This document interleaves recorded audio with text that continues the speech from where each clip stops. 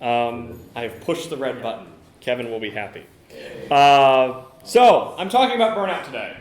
Before I get into that conversation, normally at events you see me wearing a hat that looks like this.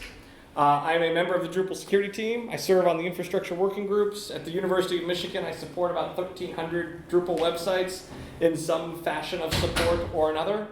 I'm a senior technologist. I don't know what the title means, but I chose it.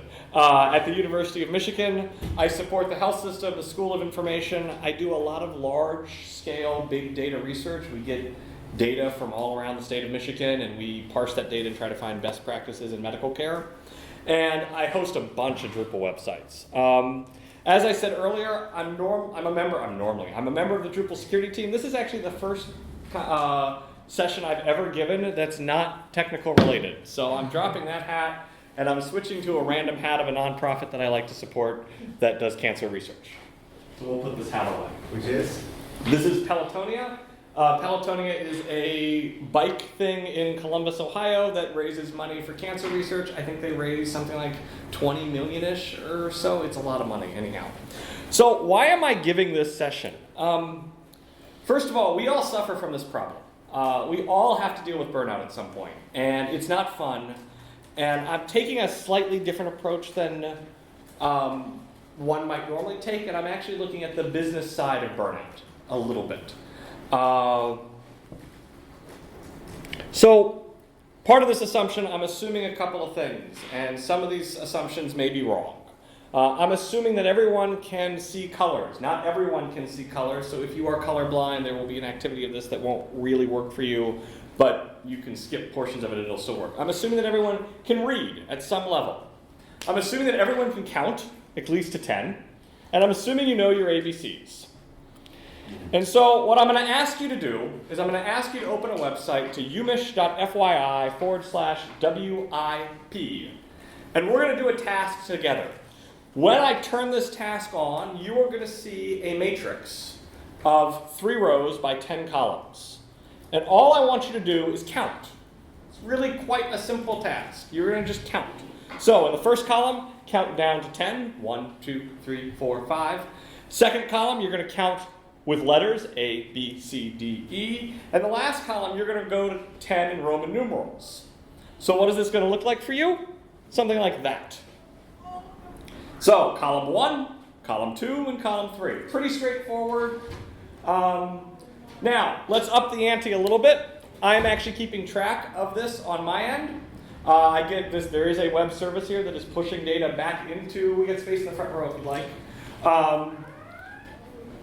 What was that URL real quick? FYI/ umish.fyi/WIP.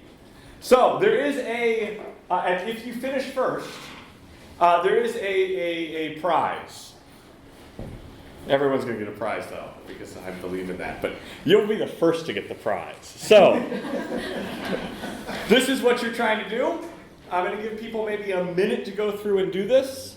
The goal is to do this as fast as you can without any mistakes. Yes, the program will know when you make mistakes. At the moment, you should have a website up that looks something like this is a game to test if you're able to. It should be a very basic looking page. This was also my first React app, so no judgments here. Okay, is everybody ready? Yes. Okay, let's see if this works. We have to reload the page or what? Nope, it should just refresh now. So you should have a timer at the top that's counting down. No. Should I reload the page? Don't reload the page. I'm at a reload. All right, well, reload the page. There you go. Did that work? No. No. Use the tab, guys. I got this. Okay. Seriously, something like this. Yeah, that's correct. You got it. I don't know why that's not working. We've got one person who's got it. Does anybody else see the little timer at the top? I do. I do. It's probably blocked by Privacy Badger or something. It may be, yeah, there's some, yeah. This is so stressful. Well, hey, there you go. I'm burning out. No tracker. Let's see if I can get it on my mobile. I wonder if something's blocking. we're supposed to. You're supposed to fill it out. Yeah. A, B, yeah. You're done? Done. No way. I had to put my shit on the phone. Yeah, it also said done for me too. Yeah. Done. So figure it out when you. Okay, so apparently my react building skills aren't great, but luckily for everyone who got this done, I have a candle for you. I got to 9. Yeah, when you get to 9, it cuts you off. Oh, okay. Mostly because I can't count above 9 easily in the way this is doing. So if you got to 9, congratulations. I actually am going to tabulate the numbers that got sent back into me, and we're going to play one other game quickly with somebody next to you. I want you to read the words on the next slide, the English words on the next slide, as quickly as you can to your partner. Just look at each other and read the words together, or kind of stare at the screen and read the words together. It may get a little loud in here, I'm sorry about that. But you're going to read the words 3 times as fast as you can. Here we go. Can we take turns? Sure, go for it. So, orange, blue, green, etc.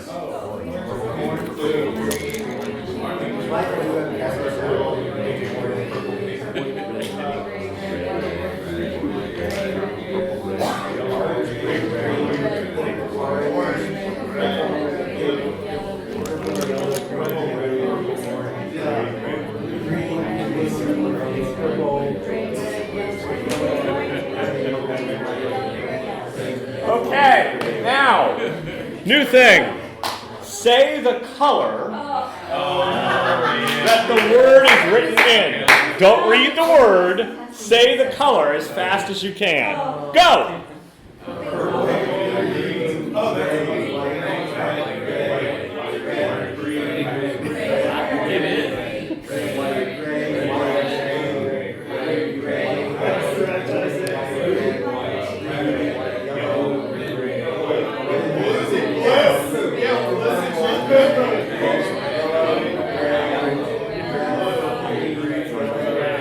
Okay.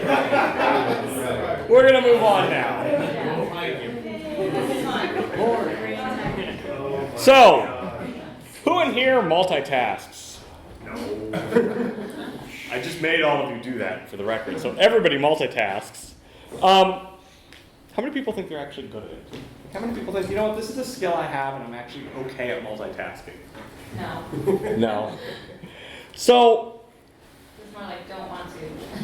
interestingly enough, there has been research done on this topic, and people's perceptions to multitask are like, well, let's just say they're way more sure of themselves than the reality is. There was a comparison of cell phone drivers in a simulator where they were asked to play with their cell phones and drive. And how many people have ever checked a text message, read an email, made a phone call while driving? Yeah. So what happened here is they were actually more impaired checking their phones than drunk drivers.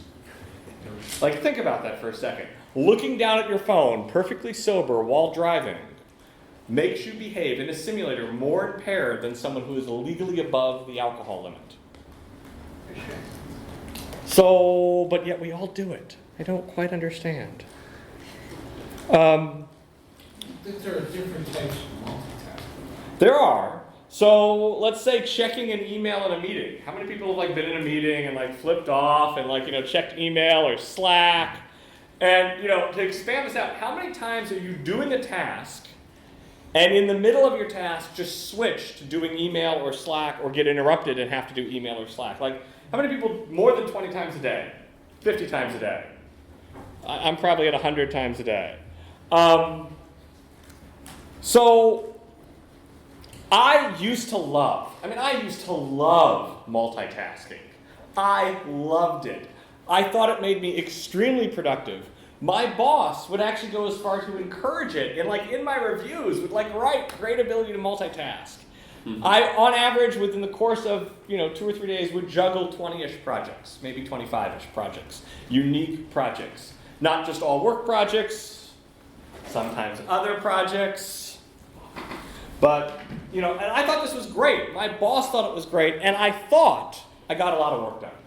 I thought I was really good at getting work done, because, I touched 20 projects today. I made progress on 20 different things today. That's awesome. But the question becomes, and you slowly start to see this with the, advent of time, what actually is done? And I don't want to turn this into a philosophical question, although we're in the right place for that. But what actually becomes done? Is getting the task done? What actually makes the task done? And so this comes from the idea that there's always more work to do. We always have tasks to do. There's a never-ending supply of work to be done. And the idea that multitasking saves time is just wrong. It is an illusion. We do not save time with multitasking. And I'm going to go through the rest of the day and kind of give you the demonstration and prove to you, or at least attempt to convince you, that multitasking doesn't actually save time. Now, I'm not expecting you to leave today and be like, okay, great, yep, Michael's right, multitasking doesn't save time, I'm never going to do it again.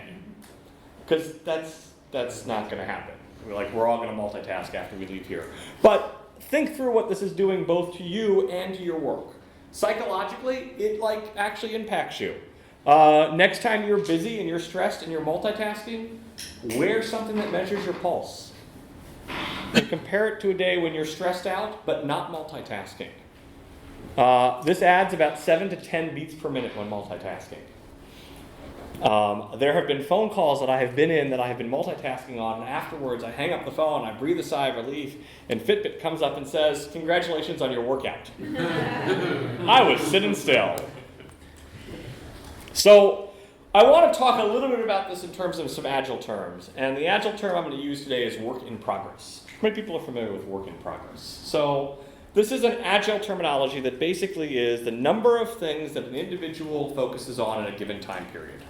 And it's everything you do within a given time period. So we take out the things that are non-conscious things. Breathing. We're not going to count breathing. We're not going to count designated breaks. So if you take a break to use the restroom or go have a meal, that doesn't count. But what actual work tasks are you doing? And so, if I'm thinking about a typical hour, let's just take that as an hour. I probably have my primary work task that I'm working on. While I'm doing my primary task, I've got the little notification thing in the top corner that has email and Slack notifications coming in. So maybe a couple of times during that hour, I will switch and respond to an email or respond to an important Slack message. Maybe it's not an important Slack message. I have my phone. For anybody who's heard my phone ring, it's loud. It's going to interrupt me. So maybe my phone goes off.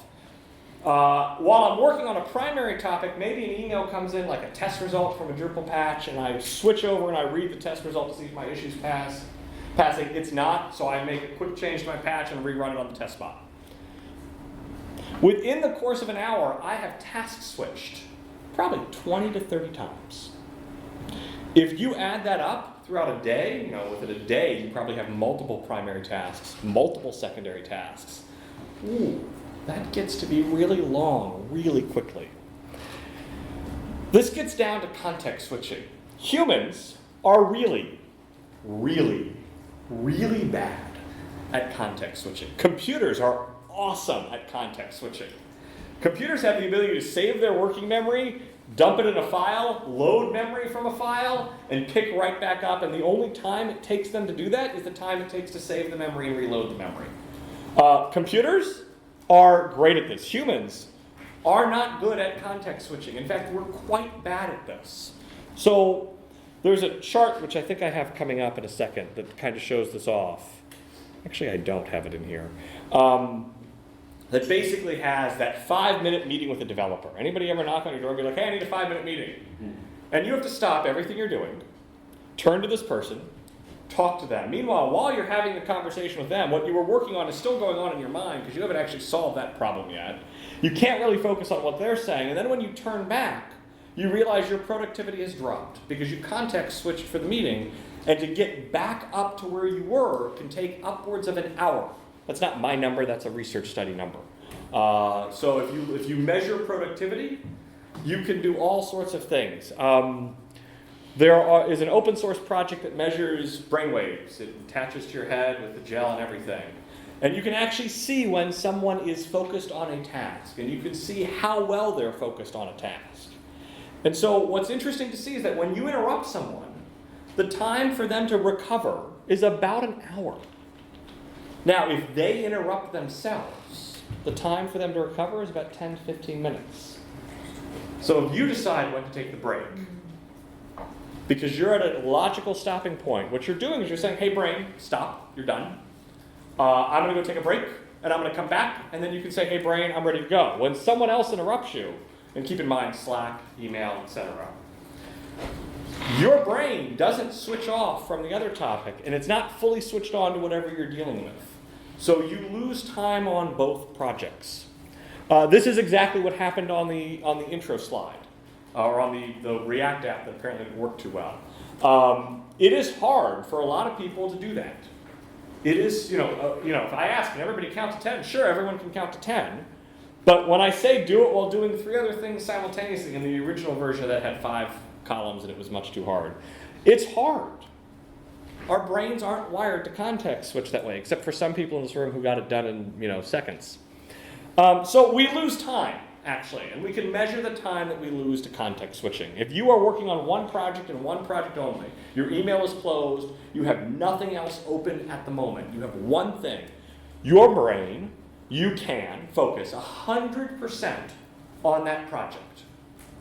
So if you go to your boss and you say, hey boss, I'm working on something, I'm gonna give it 100%. Boss is gonna be like, okay, great, go for it. What if you do 2 projects simultaneously? So what that effectively means, hey boss, I'm working on 2 things simultaneously and I'm gonna give them 40% each. Wait, what?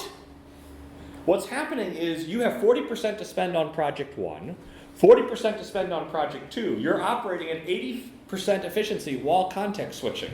What does this look like in practice? Checking email, responding to an email in the middle of working on something else. So you lose 20% of your ability because you're focusing on 2 things at once. Okay, 3 things? Well, at 3 things, 60-40. Like, you're 60% effective on 3 things, and then at 4 things, you've lost 60% of your time to context switching. Yet, regularly, most of us are simultaneously juggling more than 4 things. And 5 things, this is what I used to do. I would run around and spend 5% on a bunch of projects and get little things done, but they weren't really done. So there was some research that demonstrated this. Basically, the idea was we put a button in front of somebody. When a light comes on, you push the button as quickly as you can. It's the simplest thing to set up. You can actually repeat this if you want to with Raspberry Pis, but it's pretty simple. Turn the light on, push a button, measure the time it takes from the light to go on to the button. Pretty easy. Now, add 2 buttons and 2 lights. So you can even use 2 hands. You got 2 buttons to look at. The red light comes on, press the red button. The green light comes on, press the green button. Doubles the time. It doubles the response time for a human to do that. But yet the task is identical. It's still pushing a button when the light turns on. But our brains take double the time to process light on, green light, use left hand, press green button. And if you limit it to one hand, doesn't change it. It is still double the time. Throw a 3rd light in there, it takes more than triple the time for our brains to process that. This is not a good thing. This is bad for us. It also adds stress. The more tasks we have to manage simultaneously, our stress levels go way up. So, I often hear a lot of people saying, I've got to multitask. I can't keep up if I don't multitask. I can't keep up if I don't multitask. I must multitask. And when you listen to them describe this and do like an informational interview, all I could think about when I was prepping for this is it sounds like people are running on a treadmill. And it's great if you want to go run on a treadmill for the sake of exercise. That is a good way to get exercise. It is not good to spend your day running on a treadmill at work, jumping between projects. That causes stress, it causes anxiety, and it causes you to burn out. This is the worst thing I heard. My team has so much work to do, I bring it home at times. So this actually isn't a multitasking thing. This actually isn't a context switching thing. This is a management thing. This is just bad management. If you are working so much that you feel the need to bring your work home, that is a management problem. If your boss is encouraging you to bring your work home, I'd start looking for another job. But this actually gets dangerous for a lot of reasons. And so there's the health and safety issues behind this. There are actual problems with the human body from doing work at this level and continuing to do it. But also, the quality of the work is bad. And what happens when quality of work is bad? You just end up having to do more work. And so you end up in this vicious cycle. It generates these hidden costs that your management and their management isn't aware of. One, your workforce is unhappy. And so, companies may not always do the right thing when it comes to people. But the cost to onboard a new employee is not cheap. It's expensive. Onboarding is one of the most expensive things a company can do. And if you are onboarding your employees and they are just leaving 6 months to a year later because your work environment sucks, for whatever reason it sucks. Could be a culture issue, could be too much projects at the same time, it could just be a hostile work environment. That is costing your company serious amounts of money. So also technical debt. How many people are familiar with this term? So this is one of my pet peeves. Technical debt is, the example I give here is if I said, here's some code you've been working on for the last 6 months, I found a bug in it, fix it. And let's assume that the bug is a 10-minute bug to fix. It's going to take you 10 minutes to fix that bug. But if I come back to you a year later and say, hey, fix it, it's going to take you a lot longer than 10 minutes to fix that problem. You're going to have to figure out, you may not even have the build tools to build the project you work on. Oh, this used Node version whatever. I don't know how to install Node. Now you're going to have to go figure out how to install Node. And of course, you didn't document it, because what's documentation? So technical debt is the concept of short-term gain at this long-term expense. It's no different than monetary debt. And you may say, monetary debt is bad, but it's also good. Like, there are times in which taking on debt can be a good thing. You're making an investment in the future. A company's taking on debt to invest in a new product line. But this gets to the concept of what's done. And so, the causes of technical debt, and these are things that we can all fix, are lack of standards. Coding standards are important because they help get everybody on the same page. How we do our work, like the standards around how we communicate, is also a form of technical debt. If your boss messages you and the expectation is that you get a response immediately, that leads to technical debt. So set the expectation correctly. You will create future unplanned work. The other thing that leads to technical debt is deadlines set by people who don't do the work or don't know how to do the work. Your boss comes in and says, hey, I need this next week. And it's like, well, you have no idea what's involved in doing this. Ask me about the deadline. Making things that are way too complex. And small things that are not loosely connected. In code, things should be loosely coupled. That's why you have this whole dependency injection model. When everything is one big mess, spaghetti of code, it's really hard to make changes to it because you don't know what's going to break, which leads to lack of testing. And lack of testing doesn't necessarily just mean like automated test spot testing. There's other ways to do testing, including asking humans to sit down and see if this works. It may be asking your peers to say, hey, give me some review on this. High work in progress leads to extremely high technical debt because by definition you are forced to cut corners. Go back to when I said I was working 20 projects when I started this presentation. None of them were really done because I kept having to keep working on the 20 projects because I would try to get through the tickets as quickly as I could. Oh, document it, we'll do that later. Well then 6 months later you're looking at it, it's like, I don't know what any of this code does. And I named this function something called test 9. What happened to test 1 through 8? But why is this still called test 9? Business Insider calls technical debt the hidden company killer. And here's the rationale behind that. What happens with technical debt is you end up in this scenario where your management doesn't know what's going on. So I work at the University of Michigan. If I went out to a bank and I said, hey bank, I'm working on this project for U of M, I need $100,000. And the bank said, okay, we'll loan the University of Michigan $100,000. Here, sign this paperwork. And I took out a loan in the University of Michigan's name for $100,000. I would be fired so quickly. Like, I'd be gone. I don't have the authority to borrow money on behalf of the university. But technical debt is effectively the same thing. Like, when I am doing a task that creates future technical debt, I am charging my organization money, except they don't know it. And so the problem with technical debt is, does my management realize what's happening here? Because if they don't, I am committing future funds in the concept of time to the university, and the university has no control over this. And they don't have a way to monitor it. So, like, this is problematic on a variety of levels. There's the smell test, which is how long should a task take versus how long does it take. So if you've ever done work in projects that have huge amounts of technical debt, simple things take forever, or people are scared to do the simple things because the entire thing may fall over.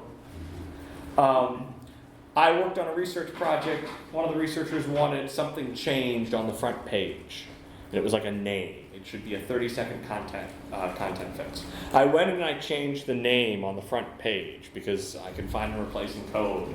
Saved it, went off to do other things. The entire website broke because there was some check that was looking at modified access times on that file to validate something else was in the right place. They had hard-coded the access time. And it's like, what, like, I don't know who wrote that code. I don't know what they were doing, but it should have never been done that way. And the only code comment was in there, and I quote, "must get this bleeping done."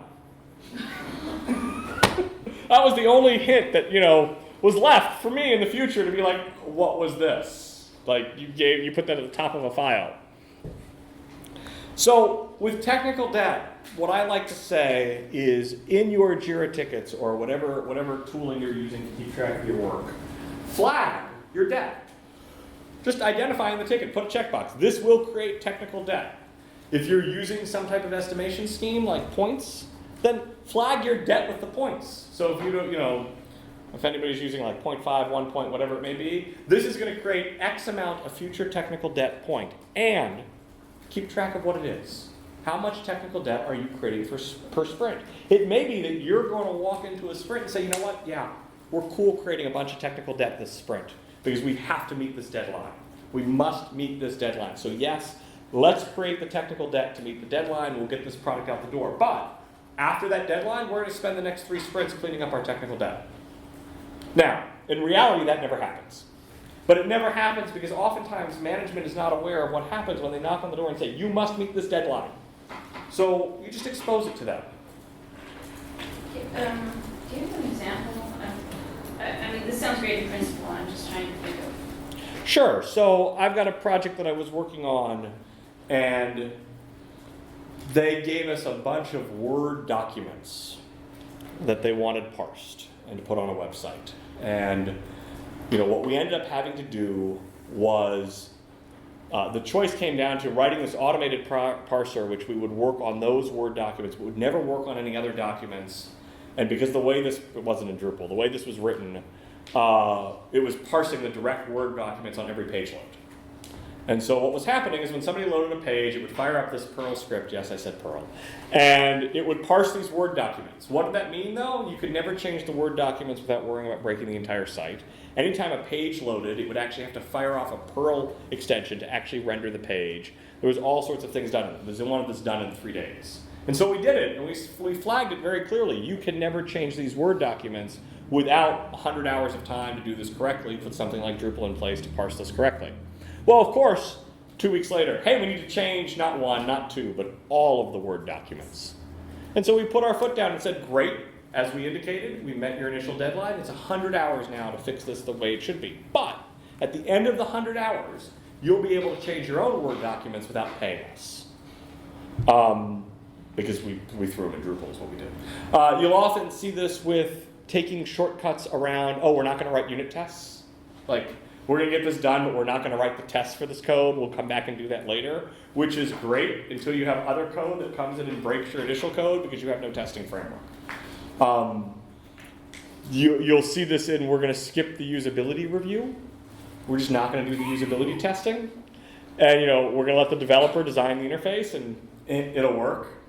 But then you have customers who complain about it. So what else? Where else will this come about? Or even worse, don't complain about it. Or just leave your site. Yeah. Performance is another place where this comes up. We're going to do something knowing that it's going to take an impact on performance because we don't have to write complex code. So there was a site that was parsing patent libraries and wasn't caching anything, and it was doing these massive searches across patents. And initially they said, we don't care about performance. We've got to meet this deadline. So we met the deadline for them. When you searched, it would literally go through and open all these text files and search through them because the text files were coming in from long story. But what ended up happening was that site got very popular very quickly, and they had no caching, nothing in place.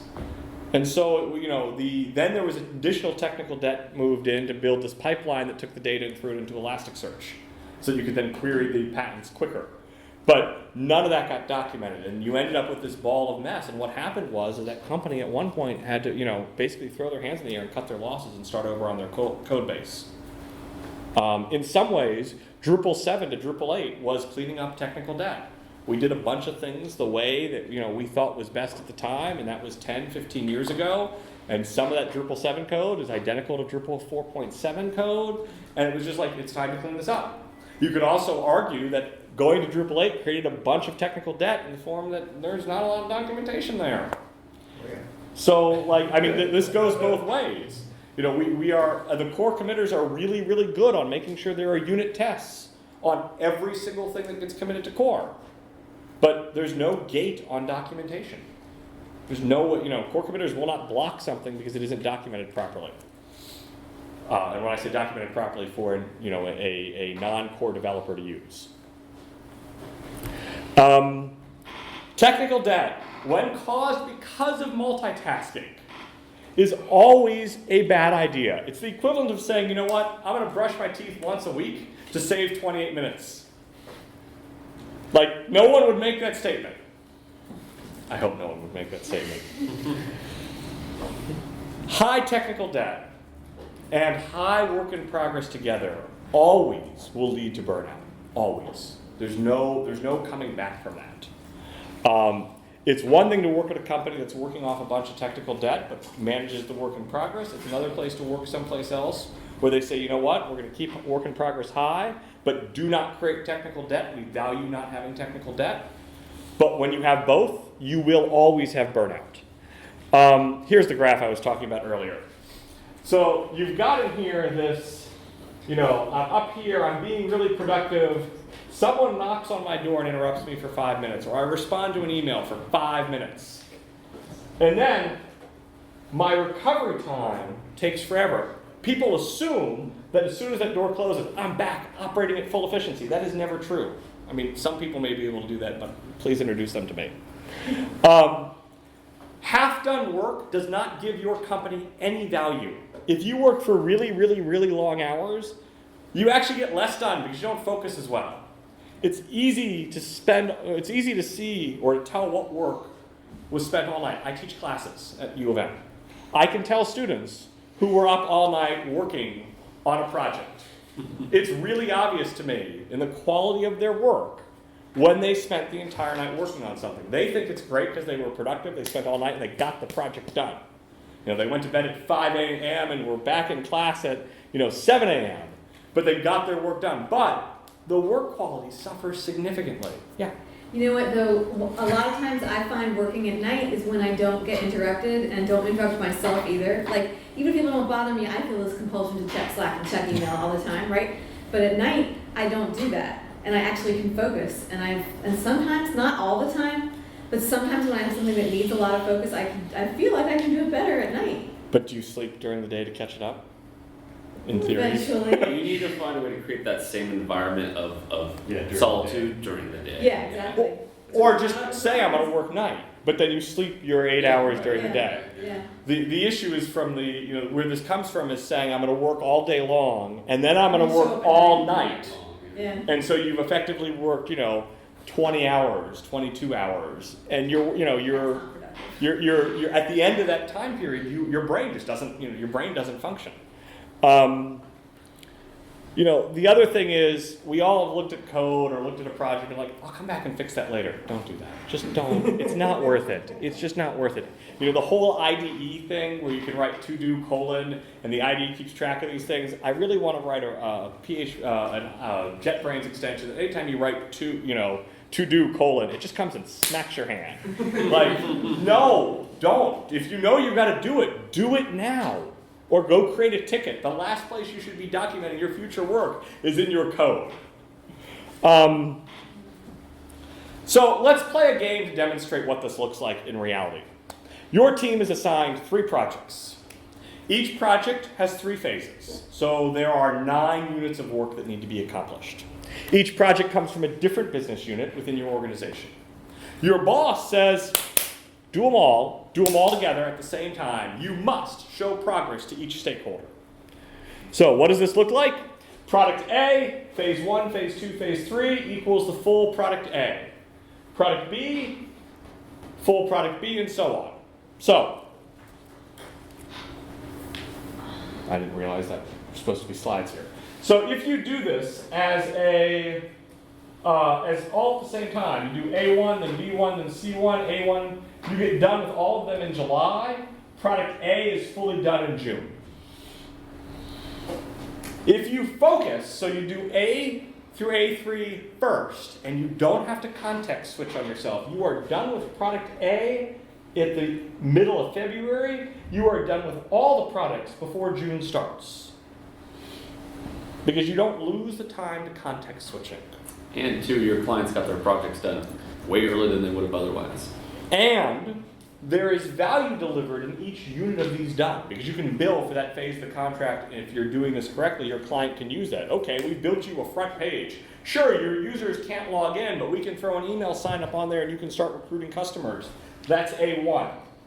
And so immediately you can go through and do that. But everybody's work in your organization gets done quicker if you prioritize your work. Now, how do you decide to do A1?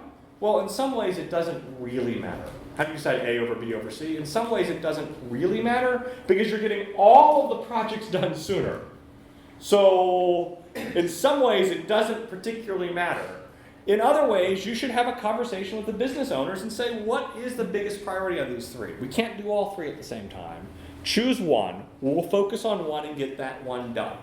Now, you can argue, and it's a fair argument, that what's missing here is there's probably some after work from each unit. And so you probably have a phase in between B3 and C1 where you need to go clean up whatever your client came back with A1, because it's never, there's always some work. But here, if you add that in here, well, it's just going to push this out to December, or at least August. How do you control, sometimes you can't really control when projects come in. So how do you? You can't control when the project comes in, but you can control when you tell your client you have availability. And so, U of M is working with a fairly prominent web development shop at the moment on one of its sites. And they've been very clear with us, if you get us a signed contract by this date, we can start work on this date, and we must be finished by this date. And, we came to them and said, hey, we missed your deadline. We'll give you 20% more to change those dates. And they came back and said no. So, and it was 20% on a fairly large number. So, you can control, and that's what a good manager is for. A good manager is there to say, my team is working on whatever the max number of projects I want them working on. I realize that you have money. I realize that you're impatient, but I have to deliver value to the clients that have already come in the pipeline. I'd really like to get you set up and onboarded so that we can start on this date. Let me assign you a project manager, start gathering the information we'll need. But these processes will not start until these resources are free. Or, if it's a large enough contract, we will hire a resource. But keep in mind you have an onboarding cost. Yeah, thank you. So, if we take this home to take home chores and get it out of boxes with numbers in them.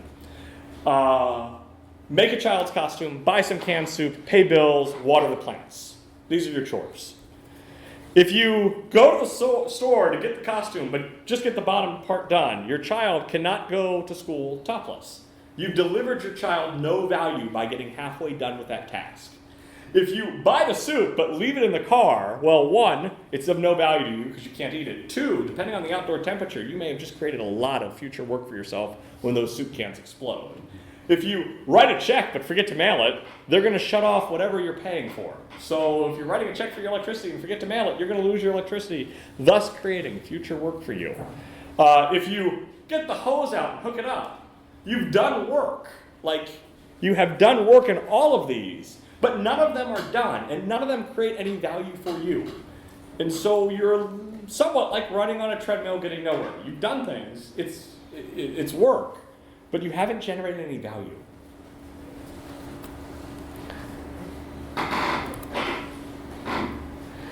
So rework is a little bit like technical debt, but it comes from doing something and then having to redo it because it wasn't done right.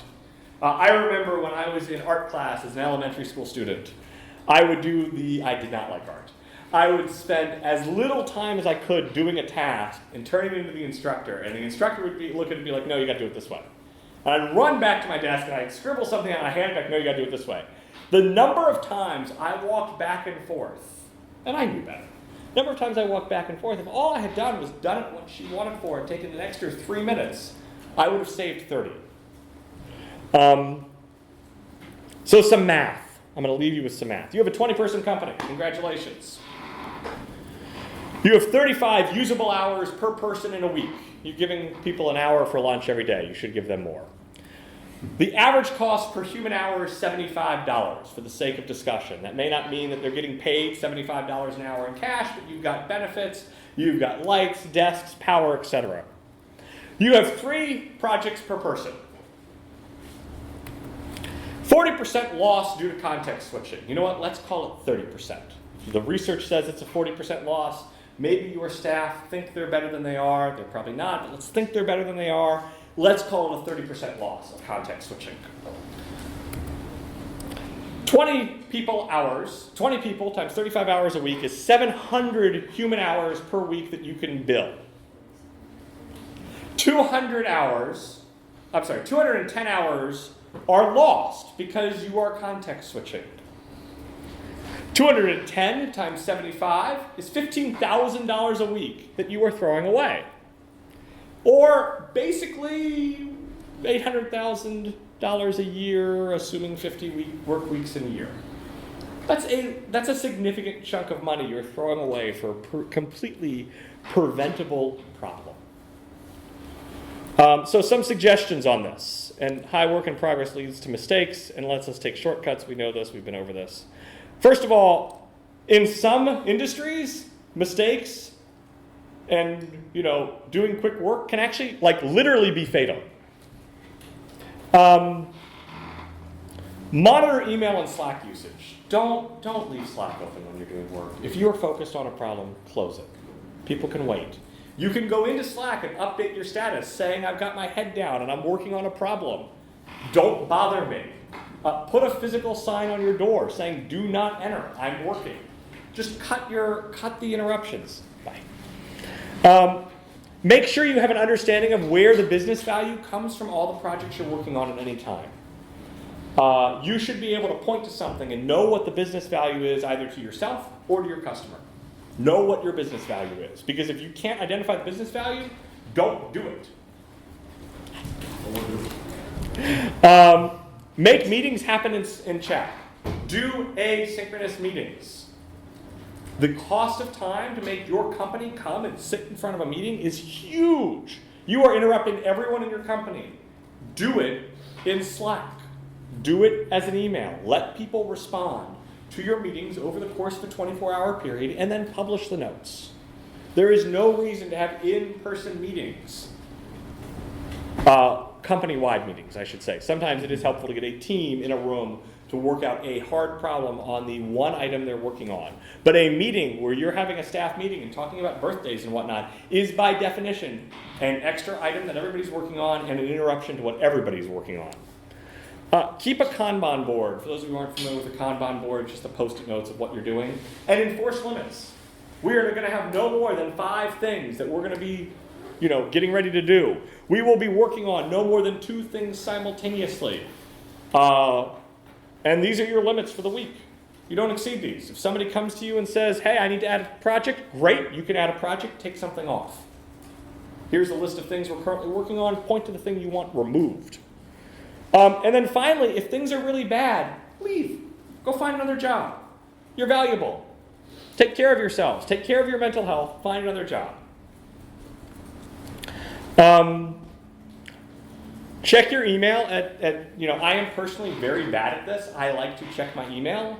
Those who know me are surprised that I have not pulled out, I don't have my phone on me. I have not pulled out my phone and checked it while presenting. I have done that at other presentations. Ooh, it's time to check my email.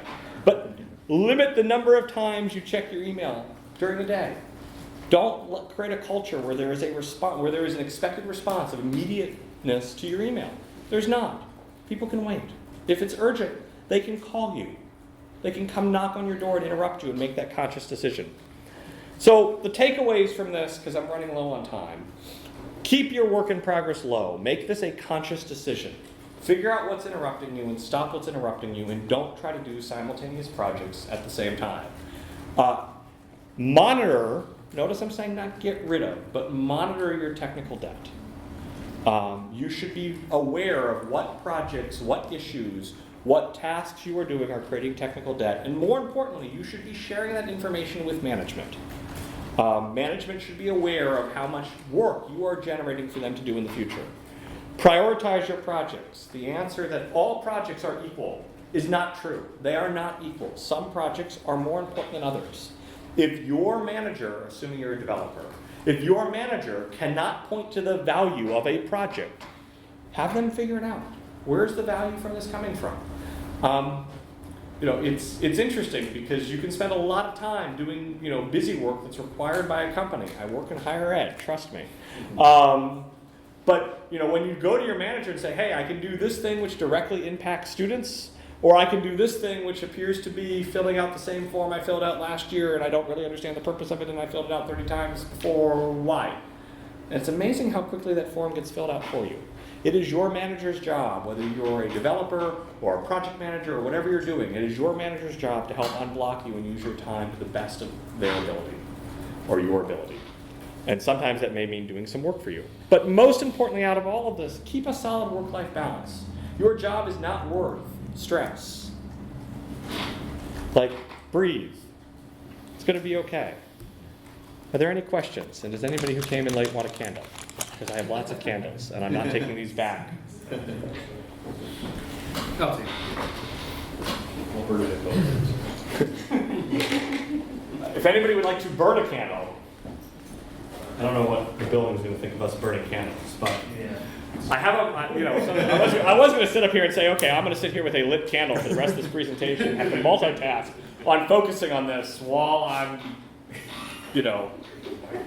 presenting, but I'm not going to do that. Yeah. I have a question. Or I don't want to